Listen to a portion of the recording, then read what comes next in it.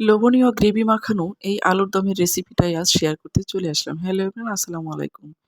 এখানে আমি আলুগুলো 40% সিদ্ধ করে ছিলে নিয়েছি। এখন এগুলো তেলের মধ্যে ভেজে নেব। আলুর দম তৈরি করার জন্য আলুটা 100% সিদ্ধ করে নেওয়া যাবে না। তাহলে সেই আলুটা গলে যাবে এবং আলুর দমটা তেমন ভালো হবে না। এখন আমি আলুগুলো তেলের মধ্যে ভালোভাবে উল্টে-পাল্টে ভেজে নিচ্ছি। আলুটা যখন কালার ব্রাউন হয়ে যাবে তখন আমি চুলো থেকে নিয়ে নামিয়ে নেব। এখন দেখতেই পাচ্ছেন আলুটা ভাজার এই পর্যায়ে ব্রাউন কালার চলে এসেছে। আর চুলো থেকে আমি নামিয়ে নিয়েছি আর সেই তেলের মধ্যে দিয়ে দিচ্ছি এখন একটা তেজপাতা, 2 টুকরো দারচিনি এবং 2 টো এলাচ দিয়ে ভালোভাবে নেড়েচেড়ে এখানে আমি হাফ কাপের মতো পেঁয়াজ কুচি দিয়ে দিয়েছি।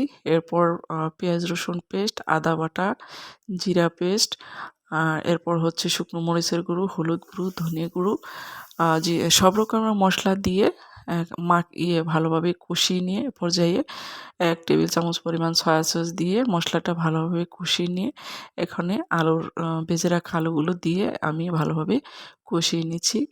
এ পর্যায়ে আলুটা যখন ভালোভাবে কষানো হয়ে যাবে তখন ঝোলের জন্য অল্প পরিমাণ পানি দেব।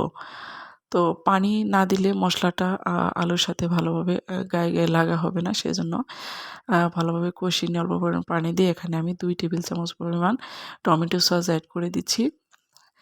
এ পর্যায়ে আমি দিয়ে দিচ্ছি আমার স্পেশাল একটা আলুর দমের জিনিস, সেটা হচ্ছে আমি এখানে 2 টেবিল চামচ পরিমাণ কর্নফ্লাওয়ার পানিতে গুলিয়ে তারপর একটা পেস্ট তৈরি করে নিয়েছি। আর সেটা দেওয়ার কারণেই হচ্ছে গ্রেভিটা এত লোভনীয় এবং ঘন হয়েছে। আর এখানে 2 টা কাঁচামরিচ আমি অ্যাড করে দিয়েছি। এখন দেখতেই পাচ্ছেন এটা কত লোভনীয় হয়েছে। এই আ আলুর দমটা রুটি কিংবা পরোটার সাথে খেতে কিন্তু ভীষণ মজা। আর আমার মেয়ে বলছে, "আম্মু আগে আমাকে দাও, আমি দেখি একটু টেস্ট করে।" তো খেতে কিন্তু এটা খুবই টেস্টি হয়েছিল। দেখতে যেমন লোভনীয়, খেতে খুবই টেস্টি।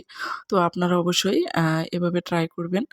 আর আমার ভিডিওটা যদি ভালো লেগে থাকে তাহলে অবশ্যই লাইক, কমেন্ট এবং শেয়ার করে পাশে থাকবেন। সুন্দর একটা গঠনমূলক কমেন্ট করবেন। আপনার একটা কমেন্টে আমি উৎসাহ পাই আরও নতুন একটা ভিডিও তৈরিতে। দেখা হবে আরেকটা ভিডিওতে। ধন্যবাদ। আল্লাহ হাফেজ।